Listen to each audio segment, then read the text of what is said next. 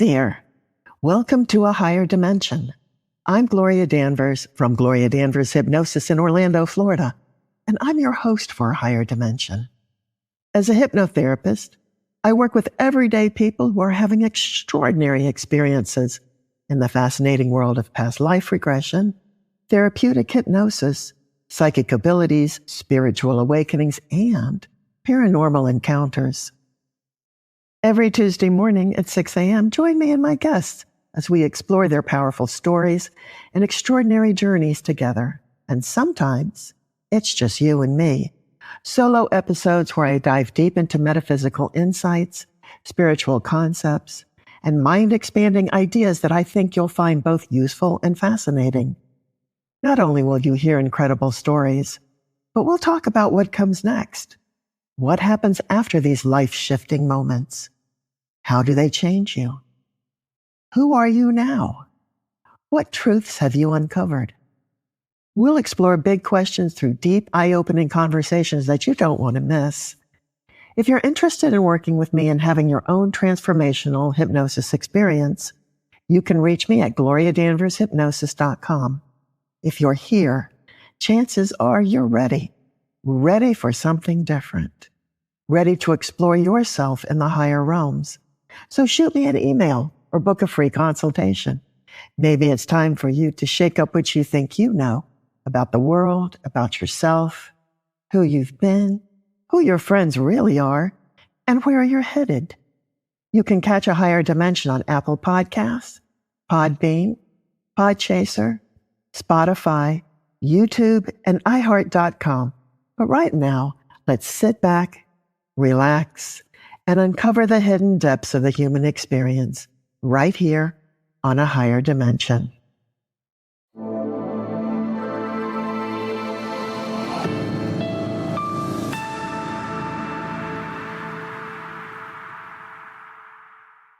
Hello, everybody, and welcome back to A Higher Dimension. I'm Gloria Danvers, your host of Higher Dimension from Gloria Danvers Hypnosis in Orlando, Florida. And today I have a super interesting guest with me. This is Robert Brooksby, and Robert is the owner of the Limitless Broadcasting Company, which is based in Orlando, Florida. He's a filmmaker, he's a producer, he's a storyteller, and he seeks the unusual. And man, did he find it when he had a past life regression with me. So Robert, thank you so much for being here. Yeah, anytime. Thank you for having me. Sure.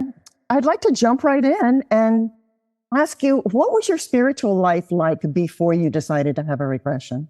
My dad was a very spiritual person. He believed that, well, I believe it too, that we're spiritual beings having a physical experience. And I wanted to, the reason why I wanted to have a regression is I heard when you die, your soul, instead of going to source, it gets recycled and you're caught in a soul trap. And people are like, the way you can figure this out is if you go get regressed. And I was like, well, let's check it out. How many lives have I actually lived? How many times have I died and came back? Uh-huh. The funny thing about it is I'm terrified of death. And the reason why is I don't know what's next. Even though I've probably done it thousands of times, I'm still worried about it. Mm-hmm. I've had a lot of people pass away in my life, and I'm just like, ugh. I mean, it's a door that everybody's going to have to go through, but I still worry. I think about it more than most people. I'll tell you that. Do you think some of that is reflected in the type of work that you do? Oh, absolutely. Yeah. Absolutely. Because when you produce videos and documentaries, you kind of tap into the spiritual side of things and the strange and bizarre. I've noticed strange and bizarre stories sell better to networks. That's why everybody's so crime obsessed. Everybody wants to know true crime because everybody's a little crazy. I agree. Everybody is a little crazy. And more to the point, I think people have a lot of experiences that they don't necessarily tell other people because they think, I am crazy. I'm the only one who experienced this. Right. One of my missions, and I'm sure yours as well, is to get this out in the common ether. Yeah, into the ether so that people will know, A, they're not alone. B, these things do happen, and C, you're not crazy. Yeah. That's what led you to seek a regression then, huh? Yeah. So I don't know if you listen to, you get on Instagram at all, but there's a person I follow on Instagram called the Raw Report. And my brother actually turned me on to him, but he tells about like when you have a near-death experience, people have to always come to you, or why do you have to go to God, or why is God always greeting you? Out of everybody, doesn't God have this so many other responsibilities? When you cross over, he's there to meet you. I know he can be, idea of God can be everywhere at once too, and that always plays into it, but that's another reason why I was like, what's really going on here? Because you hear all these stories about there's a little white boy named Luke. He died, but in his past life, he was Pamela Robinson. He was a black female in Chicago. She had to jump out of a hotel and died. And then she was brought back to Luke, and he knew everything about her family, her friends, and they just thought it was bizarre. And I was like, well, if that's the case, what's really going on here? So that's why. Was the actual regression when we started working together, and I'm just going to say right off the bat that you went through 3 really heavy lifetimes. Okay. Was the actual regression different than what you expected? What did you expect? I actually wasn't sure what to expect. I thought it was going to be much more difficult to get me to where I was. I thought it'd be harder to hypnotize me to actually get, because I'm by nature not a trustworthy person. So to get me to settle down and pass all my guards, it takes a long time. So it wasn't actually that bad. We were chit-chatting, so we got to know each other. It was actually a pleasant experience. Were you surprised at how different the lifetimes were? Yes. Yeah. Talk about that with me, because you went from a lifetime as a woman who was in the entertainment field to, I'm going to let you explain the second lifetime, because it was just amazing. This time I have 4 sisters and 1 brother.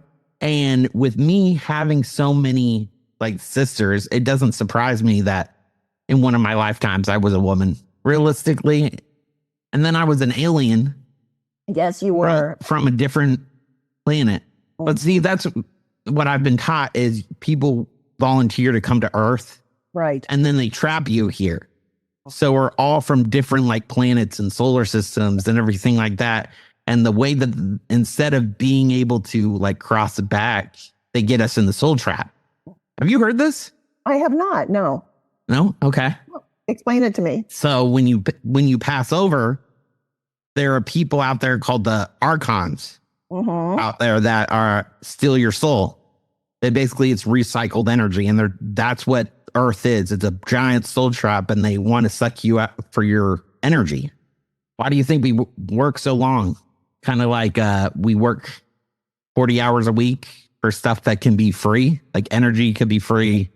It's a giant con, isn't it? It's very much so. I mean, if you look at societies way back in the day, energy was free. We're being conned in society. Surprised to find yourself in an off-world lifetime?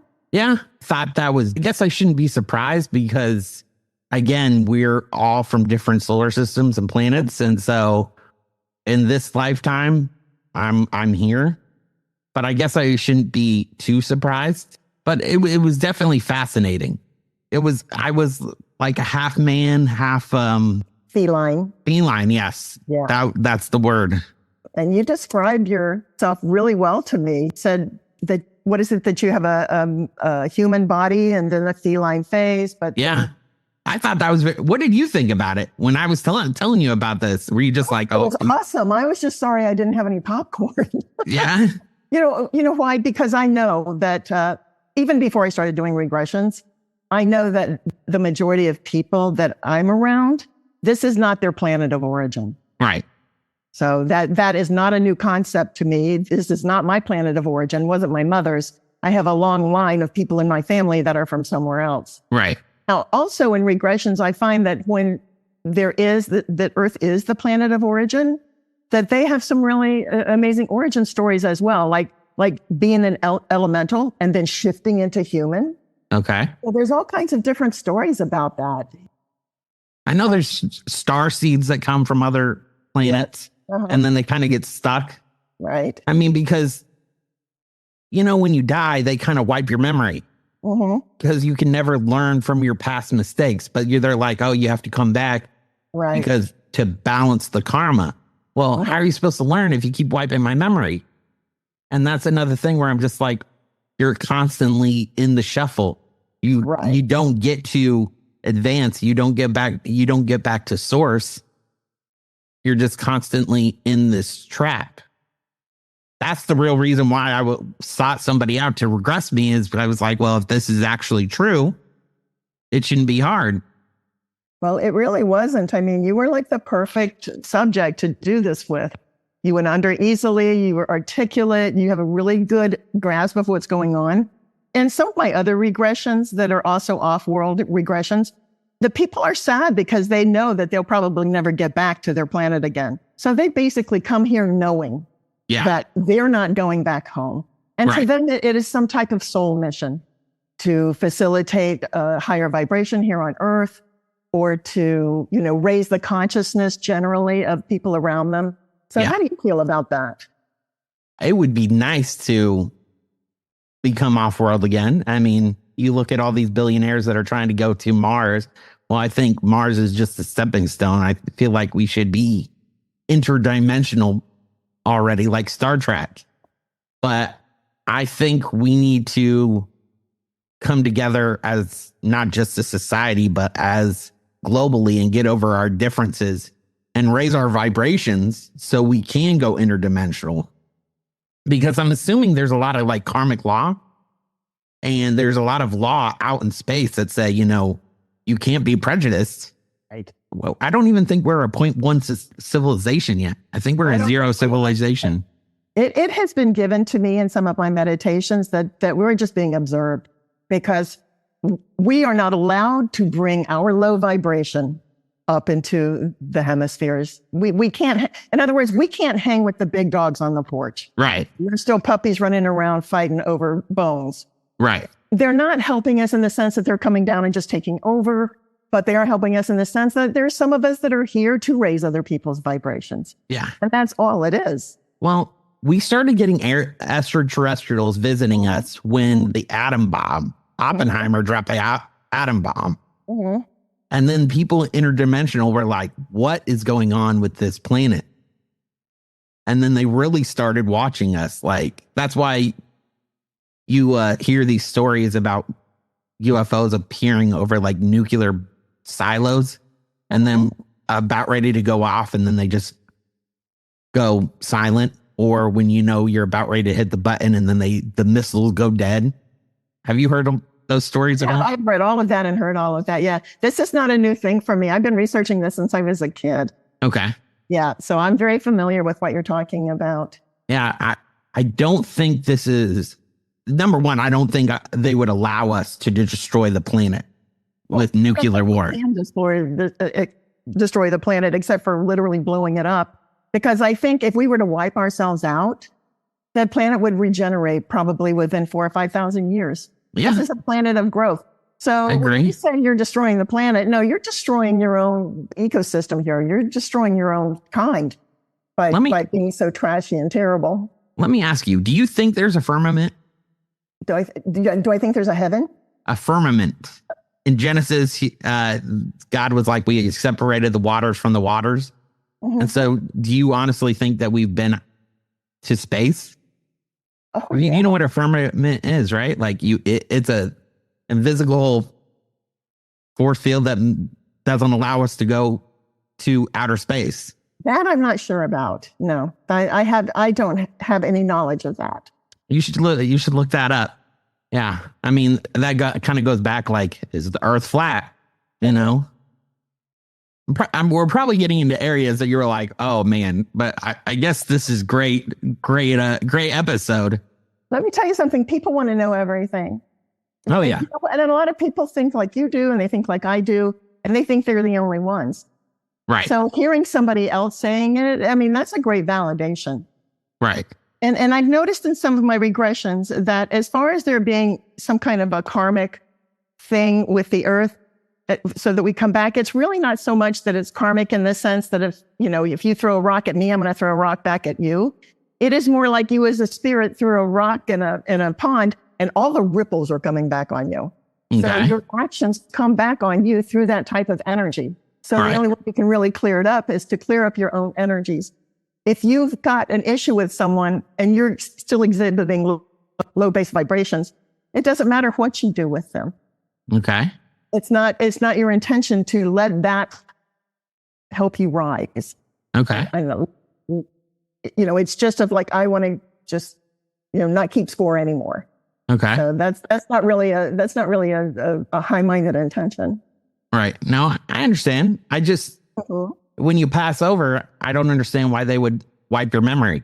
I mean, why wouldn't you be able to learn from where you are? Because you have to go through the process over again. You're a baby and you have to basically relearn everything you already learned. I think one of the reasons is because would be crushing for us to come in with full knowledge of all the lifetimes that we've had. I could see that. Yeah.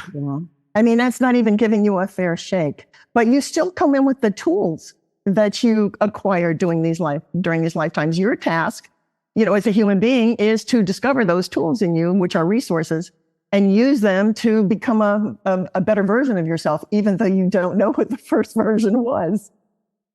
Yeah. I agree with that. We don't talk about death because a lot of people don't know what's going on. It's kind of like space. It's like the final frontier that the only information we have are from near-death experiences. One near-death experience can be different from everybody. I think that's true. I think we create that experience. But I also think that people can be privy to the afterlife. In my own family, when my mother died, she definitely came to me and was young and beautiful. Again, not sick, not on an oxygen machine. There's been a lot of communication with me and my mom and my dad since they passed away. And it's no coincidence that I have a lot of friends that are psychics. So do you think they reincarnated or do you think they're on the other side? No, well, here's what I think, Robert. I think that your oversoul is vast. Okay. So you've got this complete soul. All right. So here's your soul. And then you decide that you want to experience what it is to be on another planet. So you drop down a part of your consciousness. Okay. But the rest of your consciousness stays where it is in the interlife. So you could theoretically even drop down another part of your consciousness in the same place in the same time that you're currently inhabiting, or you could drop it down in another dimension in another place completely. Does that answer your question? That's definitely an answer. Yeah, for sure. The majority of our soul is in the interlife. Since you and I had our regressions, I've done a lot more higher self work. Okay. So the higher self actually is the part of the soul that you've left in the inner life. That has done all this stuff, that has wiped your memory, that has set your course. That's you. Okay. You here as a human are only a partial part of who you really are. That's cool. So a lot of times people say, oh, I'm so guilty. I feel so bad. I did this and this and that to this person. I'll say, how do you know it wasn't their plan too? This is how it works, right? Yeah. If I'm here in the other life and I say, gee, I've been a really arrogant person in my other lifetimes and I need to experience what it's like to be humble. And so maybe you in my soul group would say, you know what, Gloria, I'm going to come down with you and I'm going to be so horrible to you that you are going to be humble. But it's an act of love. It's an act of us raising our vibrations. It's not I'm going to get you and you're going to get me. Okay. It's you're helping me by having me have this experience. And I'm helping you by letting you help me. Gotcha. Yeah. So I have a question for you. How many regressions have you done when you were regressing me? Oh, let's see. That's 2022. So I had probably done about 50 by then. Okay. Yeah. How about now? Now I'm into the 300s. Wow. Yeah. Has it gotten easier? No, because everybody's different. Okay. You never know. But what I found is that people who are intelligent people really have a better experience than other people because their minds are more capable of of holding that abstract thought, of holding the idea that they can be in that chair and still be somewhere else. That makes sense. A large part of it is when people come to see me, they can't reconcile where they are with where they're going. Like here I am here, but I'm here and it's not what I thought it was going to be. And so I'm going to dismiss this part because it's not like it is on YouTube. Right. But sometimes it is. Right. Like it is on YouTube, but the majority of the time it isn't. I was watching a video on actually YouTube about a woman that was being regressed, and she remembered going from one planet to another in a spaceship. Yeah. And she was like, and they were transporting us to Earth. Mm-hmm. And she remembers this in her past life. And I was like, that's super interesting. I mean, the afterlife or the world is super interesting. And there's a lot of people that do remember that, and they'll cry and say, I can't believe how much I miss my family. I can't believe how heavy this body is. I'm having trouble breathing. There's a lot of stuff that goes on like that. There's not where you pop out of the spaceship in your shiny suit. Yeah. And say, my name is Klaatu. There was another case. An English woman was born and she was like, I'm from Egypt. I'm from Egypt. And then her parents brought her to this Egyptian bookstore. And this is several decades later. And she was like, oh, I remember this and I remember that. And she went back there and was like, oh, telling the archaeologists how to get to certain rooms in the place. Do you remember? Have you heard about that at all? I have, absolutely. And she lived there. I want to say at the foot of the Sphinx. Yeah. Until she died. And she was in her 80s. Yeah. She stayed there. What her name is right offhand. But a lot of the information that she gave was borne out later by archaeologists. You hear stories like that and you're like, well, something is going on. Obviously, there is a reincarnation cycle out there. Think of the people that have this experience that don't really believe in reincarnation or don't really understand it. Now, here they are having this experience. Yeah. They're not being affected by YouTube. They're not being affected by TV. They're not being, even when she was a little girl, which was in the early 20th century. Yeah. A lot of books out there about that. Yeah.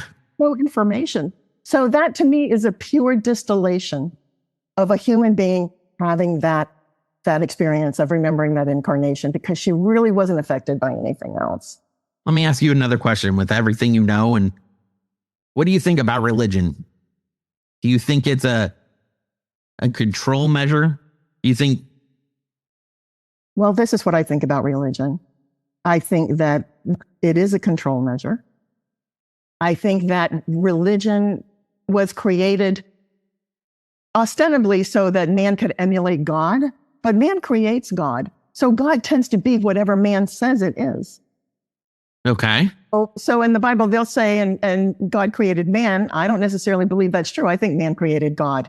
That being said, I think that there is a huge creative life force that we're all part of. And yeah, call that God, I agree. you can, but that and you won't find that in any organized religion. No, I agree with that 100%. My thing is, I think religion is a control for the population. Like if you do this bad, you're going to go to hell. It's just a way for them to control the masses. I think so too. I have a lot of people in my practice that come in as recovering Catholics, recovering Baptists, and it's really. How about Mormons? No, I haven't had any Mormons yet. Well, I used to be one. Counting them. I was Mormon until I was 16 years old. I didn't know that about you. Wow. So yeah, my dad was like, "Oh, I've evolved from the Mormon Church, and we just stopped going." And I was like, "All right, we're not going to go anymore." I never was a believer. I honestly, between me and you, and then the world now. And the world now. Yes, I used to skip Sunday school when I was a kid and sit in the backseat of my mother's car because A, I didn't want to hear it anymore. And I'm like 7, and B, I was not going to give them my 15 cents because I didn't believe in that. And you go to Sunday school and your mom gives you money. No, they weren't getting that because as far as I was concerned, it was all a bunch of junk. No, I agree. Yeah.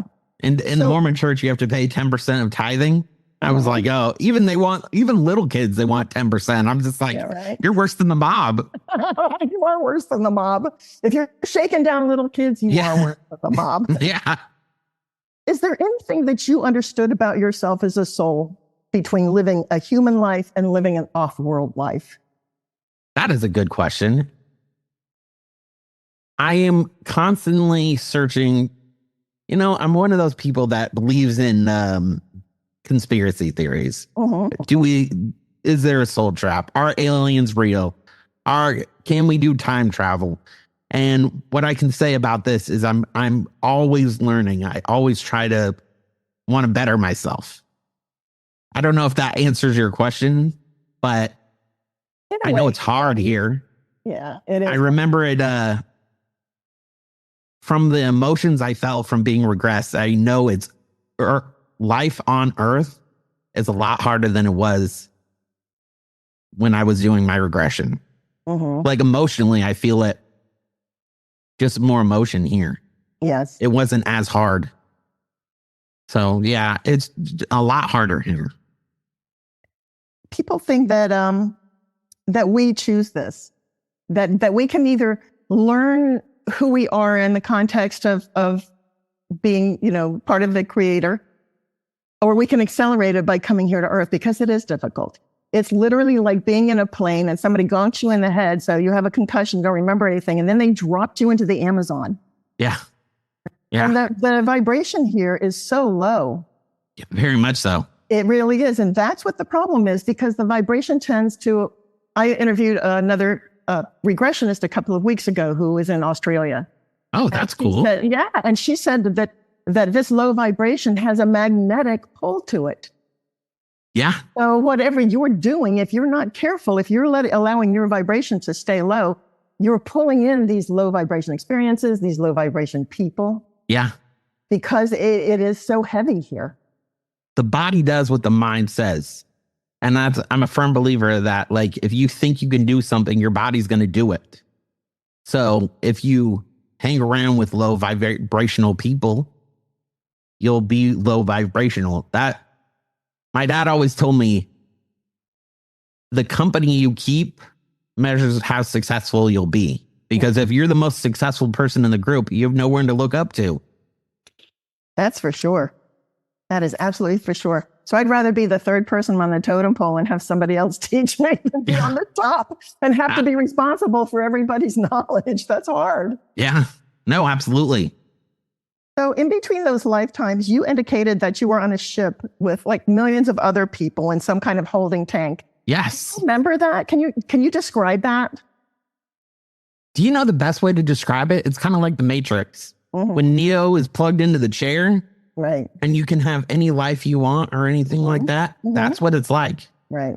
And then you're waiting for a body, and then you're born. But it's kind of like a holding tank. That's the best way. I felt like you weren't super happy to be in that tank. Oh, no.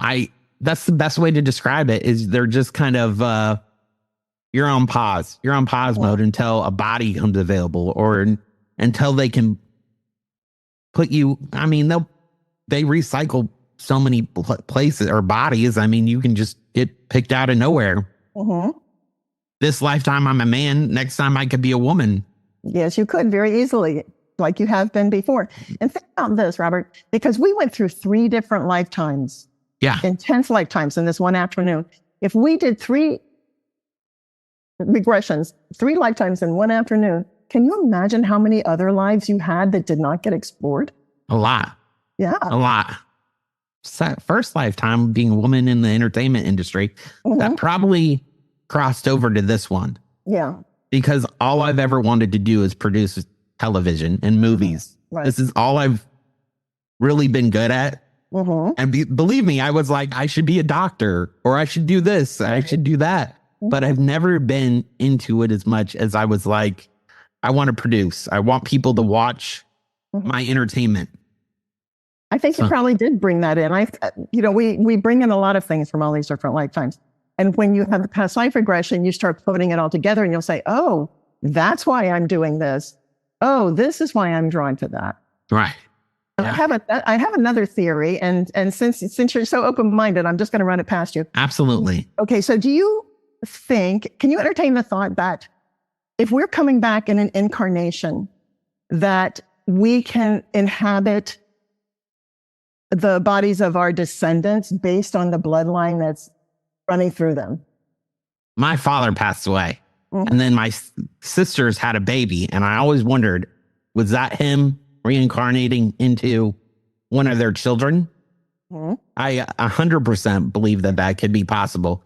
That will just be recycled through the bloodlines. No, I 100% believe that. I first thought that when I was, people sage and they do these things, and there's a lot of Native American mythology that people work with. And then Native Americans are saying, no, this is cultural appropriation and all this. And I'm saying, this is a spiritual DNA. Right. So if I'm a white woman with blue eyes and I want to sage, or I want to have this beautiful ritual, this Native American ritual, how do you know that I wasn't a shaman in another life doing this? You don't. Absolutely. You don't. Yeah. Mm-hmm.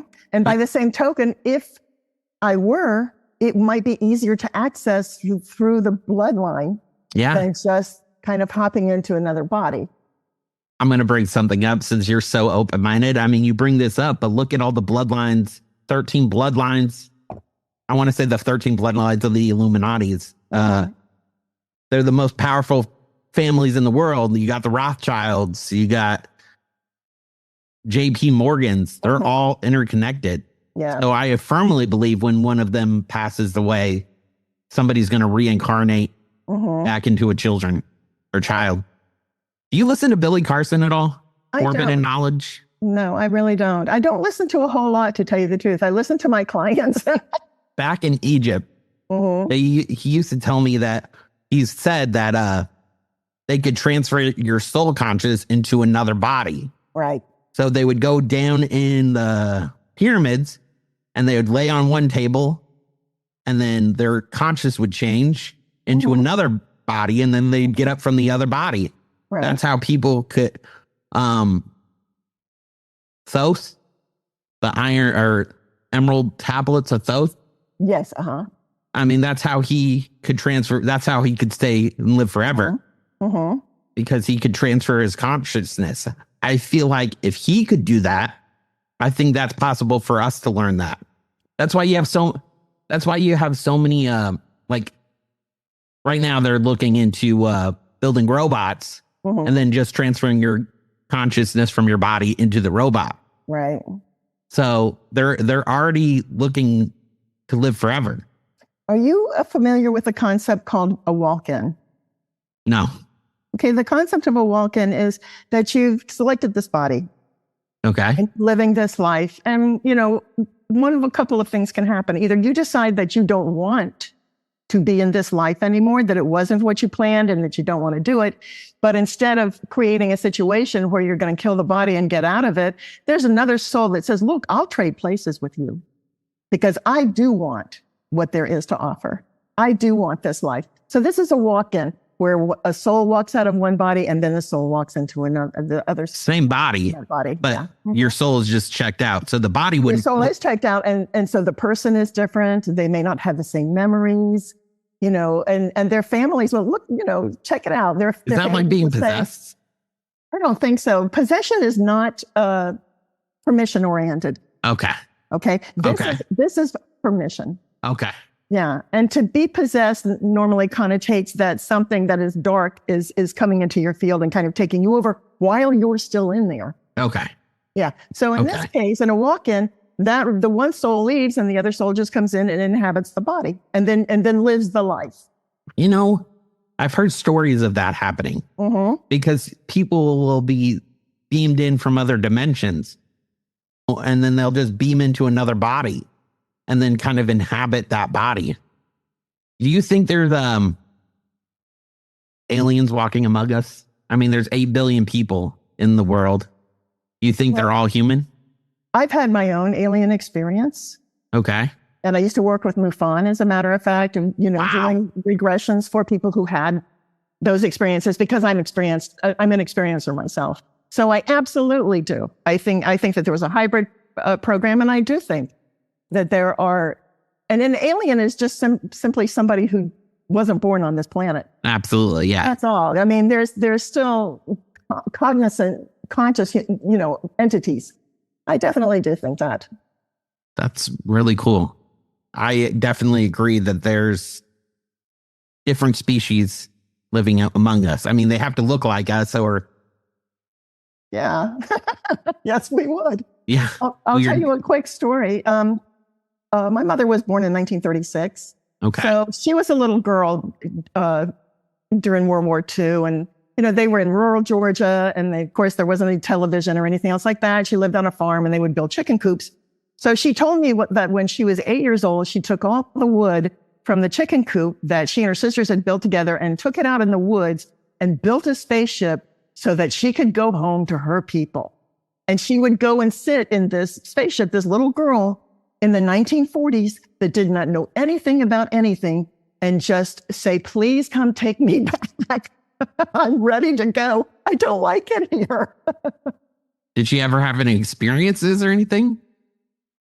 I think that she may have, but you have to remember, people in that generation aren't as open as we are. Yeah. And so if she did have an experience like that, she would not have been open to it and probably just wanted to put that back in the subconscious. That being said, I always felt like my mother was a Pleiadian. Okay. She just had this wisdom that really was not earthly. The other thing that I believe, as long as we're on the subject, is she used to love music. I mean, just to the point where she would just cry and cry and cry if she heard a beautiful piece of music. And so I had this thought one night that where she maybe was originally from was not necessarily a planet, and that her spirit was not necessarily a carbon life form, but a series of notes which are vibrational. And that when she heard this music, it reminded her of being home. Wow. Yeah. Did she resonate with that? Yeah, she did. Okay. She did. Mm-hmm. So you can see now why I do what I do, right? Well, when you think about being open, I'm definitely the strangest one in my family. Mm-hmm. Because they look at me and some of the topics I bring up, they're like, where is this coming from? How did you even get on this topic? Because I'm one of those people that I question life. I don't want to be put in a box. I want to think outside the box. Mm-hmm. That's what I try to do in every aspect of my life. I don't want to be just a cookie cutter individual. I want to be unique. Right. For my production company, for my media company, we go around and we go to a lot of horror cons to promote our network. Mm-hmm. And a lot of people will remember me because they say I'm just so outgoing. I remember faces though. Yeah. Like I'm not great with names, but I will remember your face, especially if you bought something from me. Right. I'd be like, oh, you bought this shirt and this is what we were talking about. Uh-huh. Did you bring back anything from those past lives that could serve you in the life that you're living now? Hope. Oh, good. Tell me about that. I love that. Nobody has ever said that before. Well, when I came to you, mm-hmm. I was dealing with I just got into a major car accident. And I was dealing with my neck issues. So I had 2 neck surgeries. Mm-hmm. And I was very low. Yeah. Like I was like, well, I was studying the afterlife. I was like, what happens? Are we in a soul trap or not in a soul trap? And being regressed gave me hope not to fear death, even though I do fear it. Right. And I'll be honest, I'll be the first one to tell you, hope that there's a better world out there so that I'll actually be able to fit in better. Right. Because even now, I feel like I'm always so different than everybody else. Like That's I think the part different. of me that doesn't belong here. Like I think differently. I act differently. I like different shows. When it comes to music, like I listen to music that's 15 years old. I guess what I brought back is hope. It will be a better day out there. I think it will. I remember what my mother said right before she died, and she knew she was dying. She said, I'm not afraid of being dead. I'm just afraid of dying. I hear dying is like going through a door or opening a window. I tell you went through that 3 times. Yeah. I have to say that 2 of them were not really peaceful. Right. The death scenes that you went through weren't peaceful, but by and large, I would say 80% of my regressions it is like taking a letter out of the envelope, like, where are you in relation to the body? Oh, I'm not in the body anymore. Well, where are you? Well, I'm up here. And it's just no transition at all. It's like, I say, it's like squeezing a tube of toothpaste. And all of a sudden somebody squeezes your body and boop, out you go. Have you ever seen the movie City of Angels with Nicolas Cage? Man, you should definitely rent that one. He's a spirit. He's an angel, and he appears to people when they're crossing over. And Meg Ryan is a doctor that he falls in love with, and he falls from heaven to be with her. It's great. Yeah, I'll have to check that out. Definitely. It's an older movie, but it's great. What advice would you give to someone who might be thinking about having a past life regression? Go for it. If you want to know yourself and intimately, do it. I mean, it sounds crazy. Oh, I'm going to go to a psychic and get a past life regression. Believe me, I've gotten looks. People have been like, why do you want to do that? Because there's a part of you that wants to know. There's a part of you that is just so curious that, you'll do whatever it takes. That's my advice is don't listen to the naysayers. Just pick up the phone and dial. Because you weren't the first person I called. You were the first person to get back to me. I was like, great. I mean, I checked you out. I checked your references out. A lot of them weren't as open as you were. And I was like, you know what? I feel like this is a good place to go. And you let me set up my camera too. I did. So I was like, okay. Try to accommodate here at Gloria Danvers Hypnosis. On a bigger scale, Robert, do you think that if you were guided to have this regression, that somewhere your higher self or your spirit thought that you were ready for that information? I think so. Because if I wasn't looking, I don't think I would have even considered it. I think that's a very good point. If I wasn't ready to see what I saw, I don't think it would have actually happened. I kind of attracted it to me. It was kind of about, what is the word when you manifesting? I kind of manifested it into existence and I made it happen. But there had to be something in you that almost was like a key term saying, Robert, you can use this information now. Go do this. Yeah. I think that's true for everybody, because I feel like if you're not meant to do something, you don't even have that idea in your head. Right. If you have that idea in your head, then obviously something or someone or some part of you is guiding you towards that. Yeah. No, I would 100% agree with that. I think even though people are not into it, I think everybody should do a regression to try to keep that hope or to get to know yourself a little bit better. Even though if you're not into it, it's always good to have that information, because it could help people if they're stuck or if they're struggling or if they have internal struggles. Something can come up that you're just like, oh, okay, I didn't know that about myself. Now I can use that going forward. No, I absolutely think that that's true. I've had many regressions, and I've had many spontaneous regressions where all of a sudden I was just somewhere else. Okay. And the thing about me is that I have a phenomenal memory for just about everything. So all of these experiences are kind of collected in my head like a deck of cards, and that's kind of how it is. I think when you're having the regression is you're literally slipping out of this body and slipping back into that body. But then you realize that on some level, you still have the same consciousness. Yeah, you do. Let me ask you, do you think you can actually sell your soul? No. You know how a lot of people are like, oh, people are selling their soul for fame and fortune? Uh-huh. Can that really happen? In the context of selling your soul, no. What I think is that you come to this planet and you are presented with a series of opportunities. Okay. And so when you take these opportunities, again, now you're presented with the opportunity to either make it to be the best and highest version of what that is. Okay. Or to be involved with your ego and low base vibration and make something not so good out of it. I think that if you're selling your soul to a not good version of yourself. I can understand that. Yeah. I agree with that. Yeah. So this has been a really cool interview. So why didn't you reach out to me? Well, I'm not like you. I'm like a cat. I just walk around with my tail in the air. And when I get an idea, I go for it. Okay. I don't think about a whole lot. I don't say, I wonder this or I wonder that. I just wait until it all rains down on me. And then I was going through, actually I was cleaning out my computer is what I was doing.